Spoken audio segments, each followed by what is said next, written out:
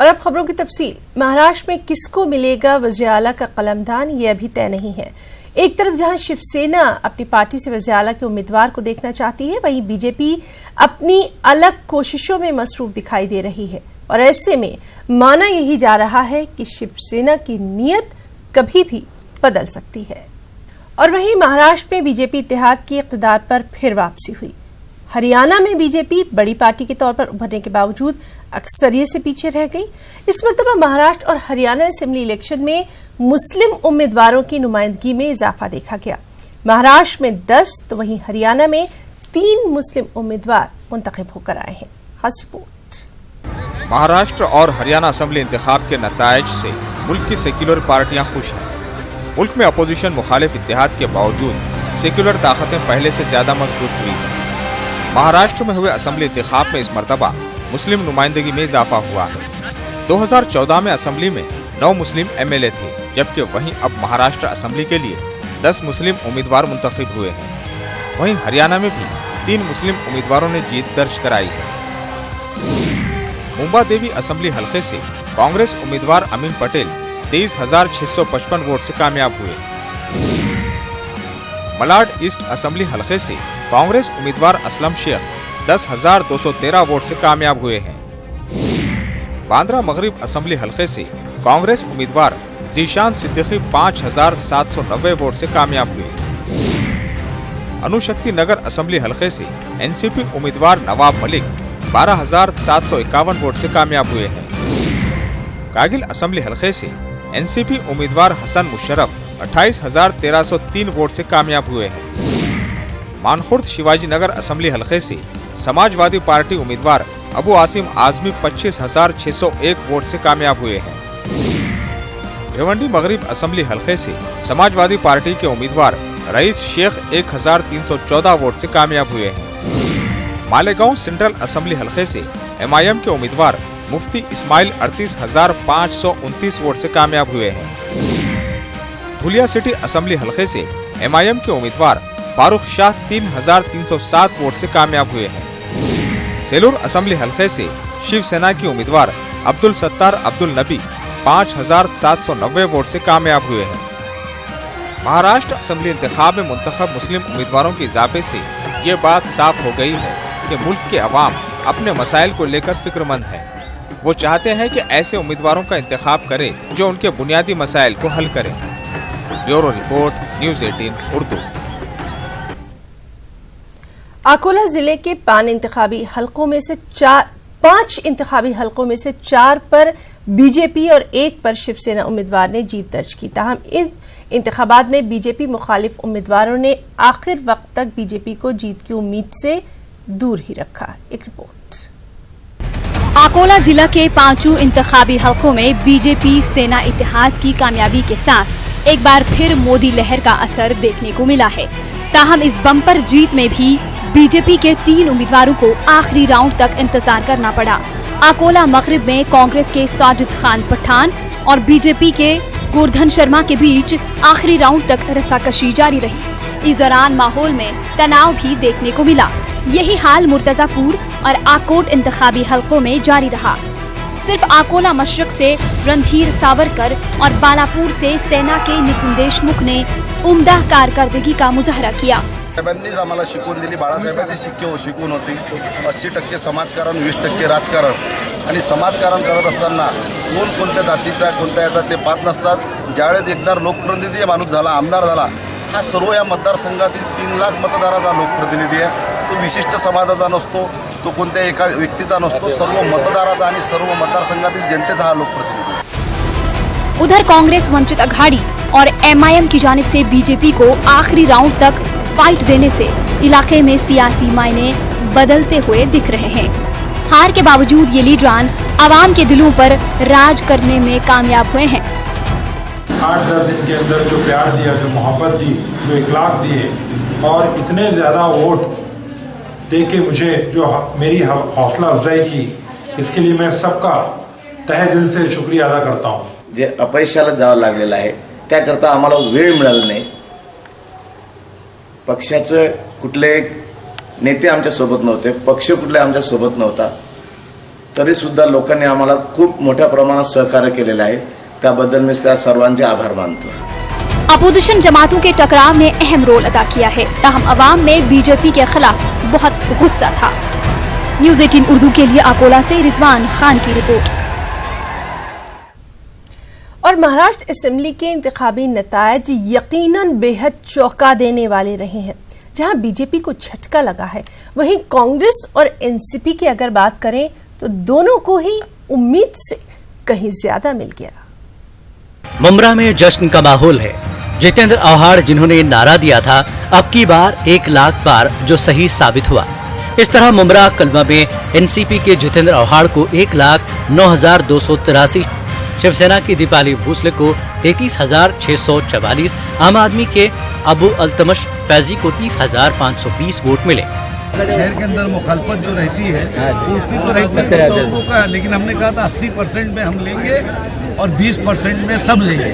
वो बात सही है कि 20% में सब है, रूपाली भी और वो भी। तो मुमरा और कौसा की दोनों की जमानत जब्त होगी। अभी आपको दोनों की जमानत जब्त। इसी तरह थाना जिले की 18 सीटों पर भी चौंकाने वाले नतायज आए हैं। थाने शहर के चारों उम्मीदवारों ने अपनी सीट को बरकरार रखा। थाने शहर की चारों सीटों में से 2 पर शिवसेना और 1 पर बीजेपी तो 1 पर एनसीपी कामयाब रही, जबकि कल्याण के वोटर्स ने फिराकदिली का मुजाहरा करते हुए 3 सीटें 3 पार्टियों में तकसीम की। कल्याण देही में एमएनएस, कल्याण मशरक में बीजेपी तो कल्याण मगरिब की सीट शिवसेना की झोली में गई। कल्याण कारपोरेशन का हिस्सा शहर डोंबिवली में बीजेपी के साबिक रियासती वजीर रविंद्र चौहान ने अपनी सीट बरकरार रखते हुए एमएनएस को शिकस्त दे दी। भिवंडी की बात करें तो भिवंडी ईस्ट से रईस शेख समाजवादी पार्टी और भिवंडी वेस्ट से महेश चोगले बीजेपी, जबकि देही में शिवसेना ने फतह हासिल की। जिसके अंदर कॉन्ट्रैक्टर ऑलरेडी अपॉइंटेड है, जिनको इनका ख्याल करना है वो नहीं कर रहे हैं। सिर्फ नेता ही नहीं, अधिकारियों को भी जब देख रहे हैं। पहला मुद्दा है जो मेट्रो आनी है उसके लिए रोड वाइडिंग, अच्छे रोड बनने थे, और जो सीसीटीवी पूरे भिवंडी में पूरे सीसीटीवी कैमरे लगाने हैं। जो मीना ताई ठाकरे की हालत खराब है उसको सुधारना है। कानून के लिए अभी भी मैंने जो सब्सिडी आई थी, जो 27 HP के नीचे जो बिल कम किया, 40 HP के नीचे कम किया, उसमें भी जितनी ज़्यादा सब्सिडी आ सकी उतनी मैं लाने की कोशिश करूंगा। और पावर लूम में आज फिलहाल थोड़ा सा राहत है, वैसी इससे ज़्यादा कैसी राहत हो इसके लिए मैं पूरी कोशिश करूँगा। अगर हम उल्लासनगर की बात करें तो यहाँ एनसीपी को नुकसान पहुंचा। यहाँ के ताजिरों ने जीएसटी नोटबंदी की मार खाने के बाद भी बीजेपी को कामयाब बनाया। न्यूज़ 18 उर्दू के लिए अनवारुल हक की खास रिपोर्ट। और वहीं नांदेड़ के 9 असेंबली हलकों में कांग्रेस ने 4, बीजेपी ने 3, शेतकरी कामगार पार्टी को 1 और शिवसेना को 1 सीट पर कामयाबी हासिल हुई। पिछले इंतखाबात के तनाजुर में अगर देखा जाए तो मजमूई तौर पर कांग्रेस को 1 सीट का फायदा हुआ, जबकि शिवसेना को 3 सीटों का नुकसान ही हुआ। वहीं बीजेपी को 2 सीटों का फायदा पहुंचा। एक रिपोर्ट। नांदेड़ के भोकर से कांग्रेस के सीनियर लीडर व साबिक वजीर आला अशोक चौहान ने सबसे ज्यादा यानी 90,000 से ज्यादा वोटों की लीड के साथ अपने मध्य मुकाबिल बीजेपी उम्मीदवार बाबू साहब गोटखेर को शिकस्त दे दी। अशोक चौहान ने अपनी कामयाबी पर भोकर की आवाम का शुक्रिया अदा किया और उनकी तवक्कुआत पर पूरा उतरने के लिए हर मुमकिन कोशिश करने का यकीन दिलाया। मला भोकरच्या मतदारांचे आभार मानायचे की त्यांनी मला या आज प्रचंड मताधिक्याने निवडून दिलं।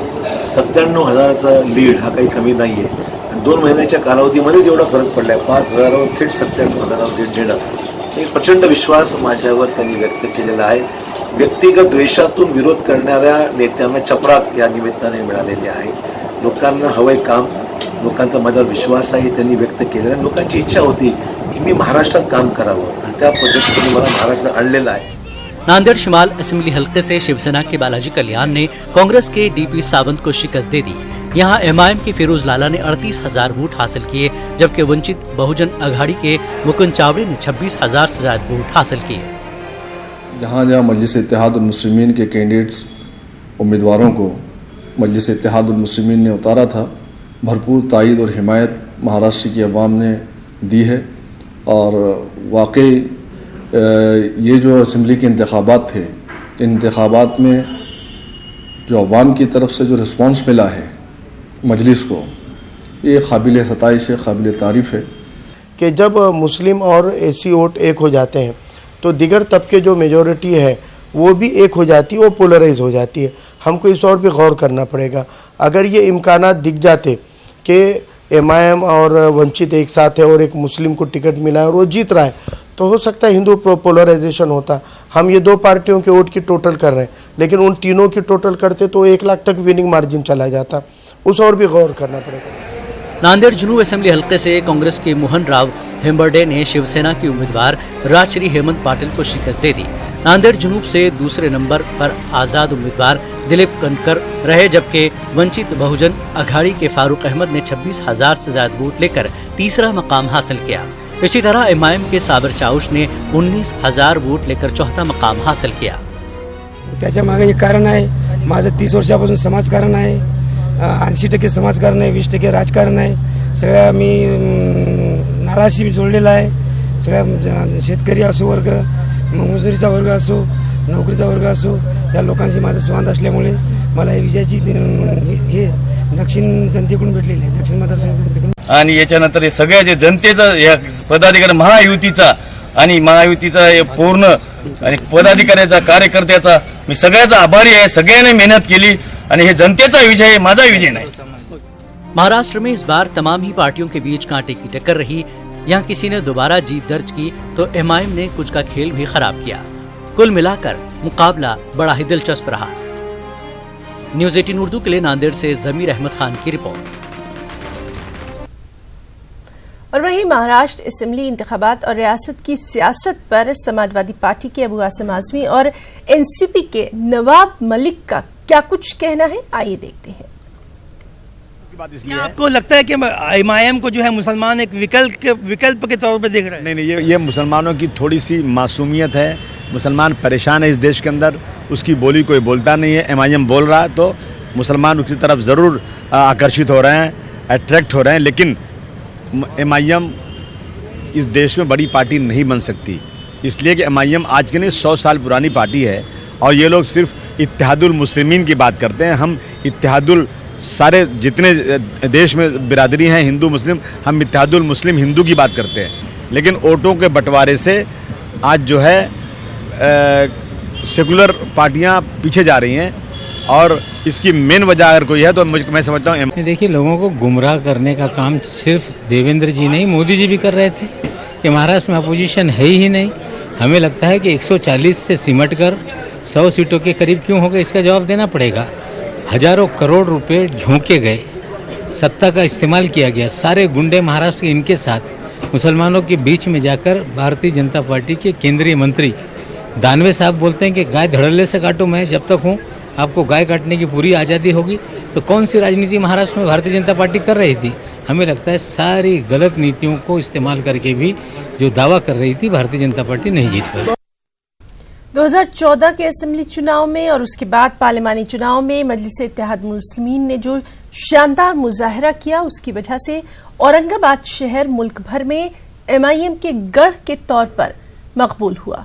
लेकिन असेंबली चुनाव में एमआईएम अपना ये गढ़ बचाने में नाकाम रही। इसकी क्या वजूहात रहीं? इन तमाम मुद्दों पर हमारे नुमाइंदे अजहरुद्दीन ने सीनियर सहाफ़ी और कॉलम निगार ज़हीरुद्दीन सिद्दीकी से खास बातचीत की है। पेशे एमआईएम के सियासी उतार चढ़ाव का जायजा लेती ये खास बातचीत। महाराष्ट्र में असेंबली चुनाव के नतायज आ चुके हैं, मंजरनामा वाज़ेह हो चुका है, लेकिन इस चुनाव में मजलिस इत्तेहादुल मुस्लिमीन जो महाराष्ट्र में एक उभरती हुई ताकत नज़र आ रही थी, वो सिर्फ 2 सीटों तक सिमट कर रह गई। इसकी क्या वजूहात है, ये जानने की कोशिश करते हैं। हमारे साथ है सीनियर सहाफ़ी और कालम निगार ज़हीरुद्दीन सिद्दीकी साहब। महाराष्ट्र में एमआईएम को जो पिछली बार कामयाबी मिली थी, वो सेना और बीजेपी का जो अलायंस नहीं हुआ था, उसकी वजह से हमारे को यहाँ पर कामयाबी मिली थी।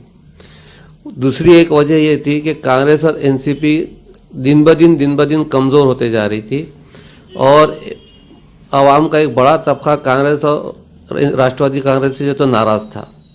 उसकी वजह से एमआईएम को लोगों ने एक मुतबादिल के तौर पर कबूल किया था और उसी वजह से जो तो लोग एमआईएम के पीछे जा रहे थे।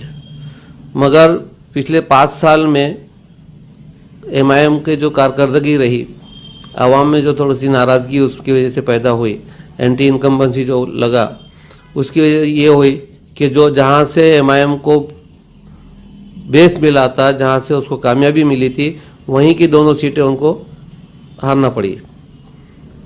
अब उसकी बहुत सारी वजूहत है। एक तो एंटी इनकम्बेंसी होता है, मंजरनामा सामने आया था और एक जो चांस बना था वो ये था कि भाई वंचित अघाड़ी के साथ इसकी अलायंस होता, और वंचित अघाड़ी के साथ अलायंस अगर बाकी रहता तो उसका यकीनन फ़ायदा होता था। आप देखेंगे कि अभी इस वक्त वंचित अघाड़ी के कैंडिडेट ने 27,000 वोट लिया है और हमारी सीट 13,000 से आ रही है। अगर वो 27,000 वोट अगर इससे मिला देते तो यकीनन ये सीट निकल सकती थी, मगर महज ये आपसी इख्तिलाफात, छोटी छोटी बातों की वजह से जो हमारे आपस में वो नहीं हुआ है, कोऑर्डिनेशन बराबर नहीं हुआ, ये सारी वजूहत की वजह से ये सीटों का नुकसान उठाना पड़ा। पूरे महाराष्ट्र में जो जिस तरीके से एक माहौल बनना चाहिए था वो नहीं बना। और वहीं महाराष्ट्र असेंबली इलेक्शन में मालेगांव हलके से MIM के उम्मीदवार मुफ्ती मोहम्मद इस्माइल ने 1,17,000 वोटों से कामयाबी हासिल की। मुफ्ती इस्माइल कासमी MLA होने के साथ साथ मुफ्ती भी हैं। शहर की जामी मस्जिद और लश्कर वाली ईदगाह के खतीब और इमाम भी हैं। और MLA बनने के बाद आज जुमे को उन्होंने जामी मस्जिद पहुंचकर अपने खतीब और इमाम के फरीजे को भी अंजाम दिया। इस मौके पर मुफ्ती इस्माइल ने कहा कि मालेगांव शहर बहुत ही संगीन मसाइल से गुजर रहा है, बुनियादी सहूलियात से महरूम है। इसीलिए अब हम ये तय कर चुके हैं कि मालेगांव शहर को हर मुहाज पर तरक्की की राह पर ले जाएंगे। आज इस मौके पर ये पहला जुमा है, मैं जामे मस्जिद में इमामत करता हूँ। हमारे तमाम मुसल्लियान की, अहलियान शहर की ये ख्वाहिश थी कि इलेक्शन के बाद पहला जुमा MLA साहब पढ़ाएं। अल्लाह ताला ने वो मौका हमें अता किया है। अब हम ये चाहेंगे कि अल्लाह की मदद शामिल हाल रहे और शहर वालों ने जिन उम्मीदों के साथ हमें वोट दिया है, हम उनकी उम्मीदों पर पूरे उतरे और शहर के जितने मसाइल हैं, जितने काम हैं, अल्लाह अपने फजल व करम से वो सारा काम हमसे करवा ले। कर्नाटक कांग्रेस के senior leader DK Shivakumar की मुश्किलात में कमी होती नजर नहीं आ रही। DK शिव कुमार की जमानत को ED ने सुप्रीम कोर्ट में चैलेंज किया। दिल्ली हाई कोर्ट की जानिब से 23 अक्टूबर को दी गई जमानत को आज ED ने सुप्रीम कोर्ट में चैलेंज किया। दिल्ली हाई कोर्ट के जज जस्टिस सुरेश कैट ने DK शिव कुमार को मशहूर जमानत दी थी। जस्टिस कैट ने तबसरा किया था कि चूंकि ED के पास तमाम मुताल्लिका दस्तावेजात मौजूद हैं, इसलिए उनसे छेड़छाड़ के इम्कानात कम है।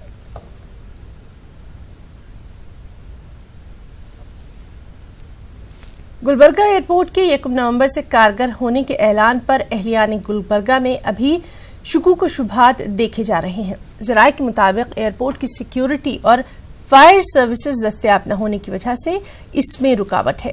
ऐसा माना जा रहा है कि एयरपोर्ट को मुकम्मल तौर पर ऑपरेशनल होने के लिए मजीद 1-2 माह लग सकते हैं। खास रिपोर्ट। गुलबर्गा एयरपोर्ट का संगे बुनियाद 2008 में रखा गया था, ताहम सुस्त रवि की वजह से 11 बरसों के गुजर जाने के बावजूद इसका काम मुकम्मल नहीं हो पाया है। ताहम तजर्बाती परवाजें की जा चुकी हैं। इसके अलावा सियासी लीडरों के खुसूसी तैयारे यहाँ लैंड कर रहे हैं। एयर इंडिया के sister concern company alliance air से मरकज की उड़ान स्कीम के तहत गुलबर्गा एयरपोर्ट से मुख्तलिफ शहरों के लिए परवाजें भरने का मुआहदा भी हो चुका है। जरूरी कागजी कार्रवाइयाँ भी मुकम्मल की जा चुकी हैं। कई सारे परमिशन होता है क्योंकि जनता का जान इन्वॉल्व है इसमें ना, सो सिक्योरिटी एस्पेक्ट और में बहुत ध्यान देना पड़ता है। इसके चक्कर में 2 इंस्पेक्शन हो गए, आज और कल भी एक हुआ था, वो टर्मिनल बिल्डिंग सिक्योरिटी। सब इनका ऑब्जर्वेशन में कुछ शॉर्ट कमिंग्स है, वो सब रेक्टिफाई करेंगे। हमारी तरफ से हम तैयार है 1 नवंबर को स्टार्ट करने का। दूसरी जानिब अगर ग्राउंड रियलिटी का जायजा लिया जाए तो कुछ और ही तस्वीर सामने आती है। ऐसा लगता है कि हैदराबाद कर्नाटक के अवाम के लिए गुलबर्गा एयरपोर्ट से सफर करना अभी सिर्फ ख्वाब ही है। स्टेट गवर्नमेंट ने सिक्योरिटी गार्ड्स को प्रोवाइड नहीं किए, दूसरा अभी फायर एक्सटिंग्विशर इंजन वो भी नहीं आया। ये 2 चीज़ अगर आज दिए तो 15 डेज ट्रेनिंग के बाद वो रेडी हो जाएंगे फंक्शन के लिए। हमें नहीं लगता कि एयरपोर्ट 1 नवंबर को स्टार्ट होगा, क्योंकि अगर आप ग्राउंड रियलिटीज़ देखेंगे तो 95% काम हो चुका है, 5% जो काम बाकी है अथॉरिटीज़ का इंटरेस्ट लेवल नहीं है कि जल्द से जल्द काम कंप्लीट करें। रेड टेपिज्म की वजह से हमें लगता है कि ये काम रुका हुआ है। 742 एकड़ पर फैले हुए गुलबर्गा एयरपोर्ट की तामीर पर अब तक 275 करोड़ रुपयों का खर्च आ चुका है। रकबे के एतबार से यह कर्नाटक का दूसरा और मुल्क का 7वां सबसे बड़ा एयरपोर्ट है। इसका रनवे भी 3200 मीटर तवील और 45 से 60 मीटर चौड़ा है, जिस पर बड़ी से बड़ी एयर बस भी आसानी से लैंड कर सकती है। हैदराबाद कर्नाटक के अवाम को अब इंतजार है कि कब ये एयरपोर्ट ऑपरेशनल होगा और वो कब हवाई सफर का मजा ले सकेंगे। न्यूज़ 18 उर्दू के लिए गुलबर्गा से जवाद मीर की रिपोर्ट। बेंगलुरु के करीब वाक़े बंगारपेट में तालीमी तरक्की की शानदार मिसाल देखने में आ रही है। यहाँ की मुस्लिम समाज में लड़के और लड़कियाँ आला से आला तालीम हासिल कर रहे हैं।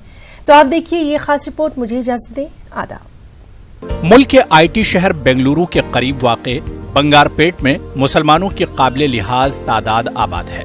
यहाँ के मुसलमान गरीबी पसमानदगी का मुकाबला करते हुए तालीम के मैदान में आगे बढ़ रहे हैं। इस तालीमी तरक्की का खूबसूरत, खुशनुमा और खुशगवार मंजर मुस्लिम ग्रेजुएट्स ट्रस्ट के सालाना इजलास में देखने को मिला। SSLC से लेकर मास्टर डिग्री के इम्तिहानात में नुमाया कामयाबी हासिल करने वाले तलबा को अवार्ड और एजाज से नवाजा गया। KGF और बंगारपेट के सुपरिटेंडेंट ऑफ पुलिस के हाथों तलबा को अवार्ड पेश किए गए। हमारे अब्बा छोटे तबके से जनरल मर्चेंट है। बहुत कोशिशों से, बहुत वाक़े से बड़ा किया है उन लोगों ने। आज खुशी हो रही है। आज वो पेरेंट्स प्राउड ऑफ कर रहे हैं हमारे लिए। ये दिन का मैं 2 साल से वेट कर रही थी, कब ख़त्म होगा MSc मेरा और कब ये अवार्ड मिलेगा मेरे को। 2 साल से वेट कर रही थी, वो दिन आज आ गया और मैं बहुत खुश हूँ। एक अवार्ड देखते हैं तो और इंकरेजमेंट मिलता है कि हम और कुछ करें और दूसरा अवार्ड लें। तो ये ग्रेजुएट ट्रस्ट से हमें बहुत इंकरेजमेंट मिलता है। Dedication is always because of my parents, और मैं ऐसे ही पढ़कर मैं डॉक्टर बनना चाहती हूँ और मिल्लत को की खिदमत करना चाहती हूँ। मैं बहुत प्राउड फील कर रहा हूँ। मुस्लिम ग्रेजुएट्स ट्रस्ट के तहत गुज़िश्ता 16 साल से तलबा के लिए तहनीती इजलास मुनक्किद किया जा रहा है। पिछले साल 160 तलबा की हौसला अफजाई की गई थी। इस मर्तबा 212 तलबा को इनामात और एजाजात से नवाजा गया। अहम बात यह कि आला तालीम हासिल करने वालों में लड़कियों की कसीर तादाद देखी गई। तकरीब में सुपरिटेंडेंट ऑफ पुलिस ने कहा कि अदब यानी डिसिप्लिन के साथ जिंदगी गुजारना ही कामयाबी का जरिया है।